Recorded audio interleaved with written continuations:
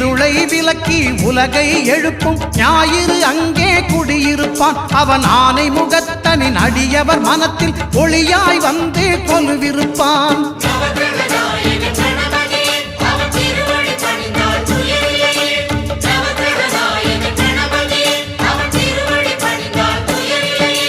ஒன்பது கோளும் ஒன்றாய் காண